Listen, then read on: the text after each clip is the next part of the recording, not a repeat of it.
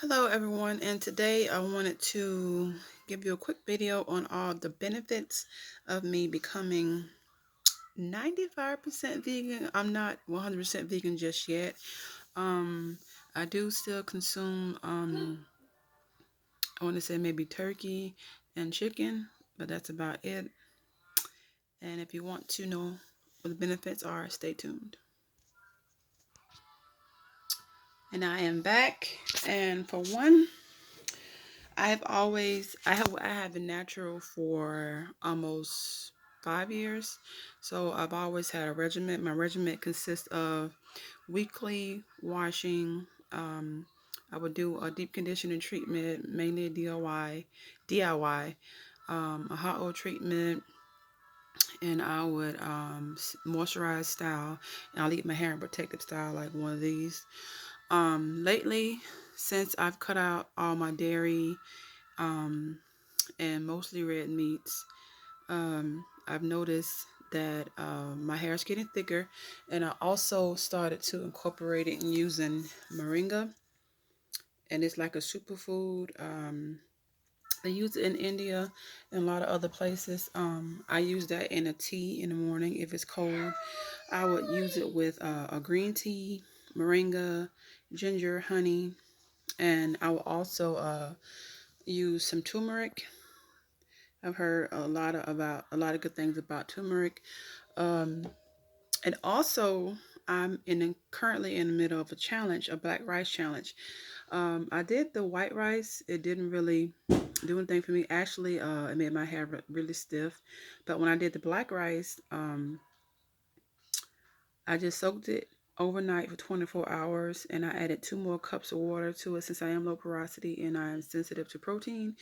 And I applied that to my hair along with a deep conditioning mask because you have to balance out the protein. And surprisingly, it went on very easy. My hair was easy to detangle. It made it very soft. And upon washing it out, I mean, I could immediately feel the strength in my hair, and the hair that's coming from my roots, the hair that's growing is very soft, very manageable. And before, my scalp, the hair on my scalp was very like tangled and it was always poofy. And now I notice that it's much stronger and thicker and softer. So that's one of the benefits of the black rice. And I also use the moringa in smoothies. I use kale in my smoothies. I use carrots. Well, and I also juice. I juice carrots, kale, celery, apples, ginger, um, just to name a few. And I also add my moringa powder with that and my turmeric. And I have been seeing wonderful results from those. Um, and what else? One of my major benefits of becoming vegan, and I'm so proud of that. I've noticed that every month when I have my period, I normally have cramps, very serious cramps. And I used to take up to sometimes 8 ibuprofen throughout the day in order to stop the cramping. But I tried my green tea, just the green tea and some honey, and my cramping went away. Not only did my cramping go away, I was able to cut my period from 7 days to 4 days. Yes, I was just as amazed as you are. And that's dramatic for me because I have always had a heavy period. I remember um, right before I got married, or was it after? I think it was after. My period lasted for like 3 months straight, and they tried to diagnose me with all kind of serious issues. But once well, actually, I was kind of forced into it when I got my gallbladder removed. My body wasn't able to break down the fats and everything from fried foods and dairy. So if I did consume it, it would pretty much give me the runs. But yeah, I just stopped with the dairy. Most of the stuff I eat now is maybe like tofu. I eat a lot of fruits and vegetables. There are a lot of different alternatives to a vegan lifestyle, and I'm learning a lot. And I just feel so much healthier. And I'm also trying this thing called intermediate fasting, where the first thing you consume when you wake up in the morning is a glass of water. I normally try to incorporate some type of exercise in between. And around 9 or 10 o'clock, I would juice. I love the celery and green apple, but lately I've been liking the carrot juice. Surprisingly, it's very sweet. And around 12, I would consume my first meal, which is my breakfast, and I would do my tofu.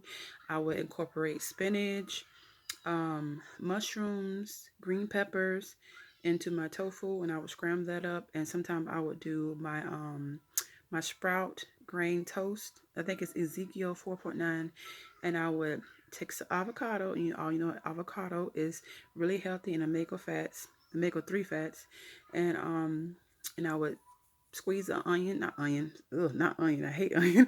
A lemon over the avocado, and I'll mix it and make it into a spread.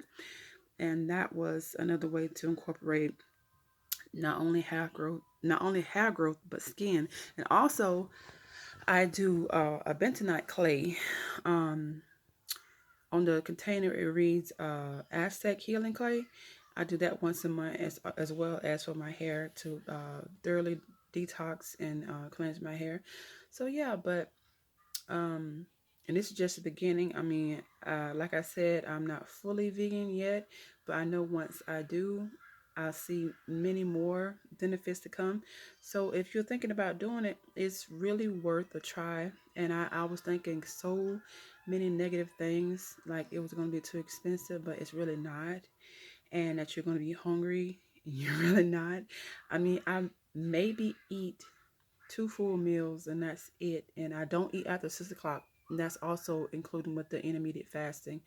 You eat within that 12 o'clock, 6 o'clock window. And 9 times out of 10, I really don't want to eat at 6 o'clock. So, I mean, your body is burning fat throughout that whole time that you're not eating all the way up to 12 o'clock the next day. And I drank the glass of water when I wake up to finish thoroughly, flushing out my system and start over new. But yeah, I've really loved my journey so far, and I look forward to learning new things. And I would like to take you guys on along with me through that journey. So if you're really thinking about it, and if you know of any other tips or whatever, let me know. And if you decide to join, I'll be glad. But till next time, thank you guys for listening and watching.